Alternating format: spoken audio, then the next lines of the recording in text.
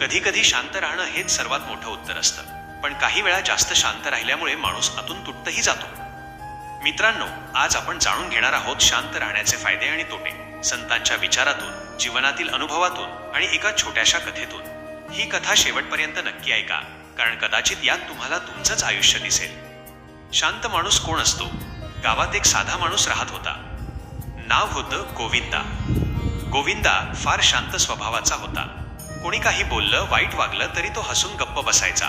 लोक म्हणायचे, हा काहीच बोलत नाही, याला रागच येत नाही. पण सत्य वेगळंच होतं. त्याला राग यायचा, दुःख व्हायचं, पण तो शांत राहायचा, कारण त्याने संतांचा एक विचार ऐकला होता: शांत मनातच देवाचं वास्तव्य असतं. एक वाद कमी होतात. एक दिवस गावात दोन माणसं भांडत होती. ते गोविंदालाही मध्ये ओढू लागले, पण गोविंदा शांत राहिला. थोड्या वेळाने दोघांनाही स्वतःची चूक समजली. मित्रांनो, जर प्रत्येक वेळी आपण उत्तर द्यायला गेलो तर आयुष्यात फक्त वाद वाढतात. संत तुकाराम महाराज म्हणतात, ज्याचं मन शांत त्याचं जीवन आनंदी. शांत राहिल्यामुळे अनेक संकट आपोआप टळतात. दोन मन मजबूत होतं. शांत माणूस बाहेरून साधा दिसतो, पण आतून खूप मजबूत असतो, कारण तो प्रत्येक गोष्टीवर लगेच प्रतिक्रिया देत नाही. आजकाल लोक छोट्या गोष्टीवर रागावतात, नाती तोडतात, मन दुखावतात, पण शांत माणूस विचार करून बोलतो. तीन लोकांचा आदर मिळतो. गोविंदाच्या शांत स्वभावामुळे गावातील लोक त्याचा सल्ला घ्यायला लागले, कारण शांत माणसावर लोक जास्त विश्वास ठेवतात. जो प्रत्येक वेळी ओरडतो, रागावतो, त्याच्यापासून लोक दूर जातात. चार देवाजवळ नेणारा गुण. संत ज्ञानेश्वर महाराज म्हणतात, मन शांत असेल तरच भक्तीची खरी गोडी कळते.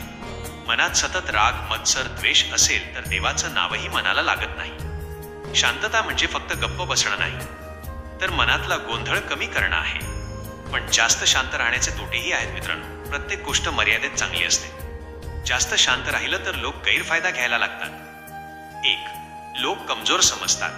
गावात काही लोक गोविंदाला त्रास द्यायला लागले, कारण त्यांना वाटलं हा काही बोलत नाही. काही लोक शांत माणसाला कमजोर समजतात, पण शांत राहणं म्हणजे कमजोरी नाही, ती संयमाची ताकद असते.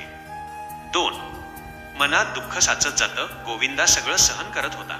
एक दिवस तो एकटाच बसून रडत होता, कारण त्याने कधीच स्वतःचं दुःख कोणाला सांगितलं नव्हतं. मित्रांनो, सगळं मनात ठेवणंही चुकीचं असतं. कधी कधी मन मोकळं करणं गरजेचं असतं. तीन चुकीच्या गोष्टींना विरोध होत नाही. जर अन्याय होत असेल आणि आपण शांत बसलो तर चुकीला ताकद मिळते. संतांनी नेहमी सत्यासाठी आवाज उठवला. शांतता चांगली, पण अन्यायासमोर शांत राहणं चुकीचं आहे. एक दिवस गोविंदा एका संतांकडे गेला.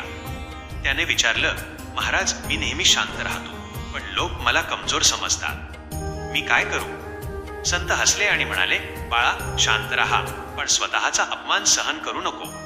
संयम ठेवा, पण सत्यासाठी आवाज उठवायला शिका. हे ऐकून गोविंदाला आयुष्याचं खरं ज्ञान मिळालं. मित्रांनो, शांत राहणं खूप मोठं सामर्थ्य आहे, पण प्रत्येक वेळी गप्प बसणं योग्य नसतं.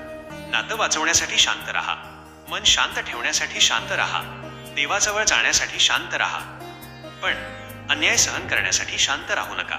स्वतःला कमी समजण्यासाठी शांत राहू नका. लक्षात ठेवा मित्रांनो, शांतता ही कमजोरी नसते, ती समजूतदार माणसाची ओळख असते. पण वेळ आली तर सत्यासाठी बोलायलाही शिका, कारण जास्त शांत राहणाऱ्या माणसाच्या मनातही एक वादळ दडलेलं असतं. जर हा संत विचार तुम्हाला आवडला असेल तर व्हिडिओला लाईक करा आणि अशाच जीवन बदलणाऱ्या कथा ऐकण्यासाठी चॅनल सबस्क्राईब नक्की करा. धन्यवाद.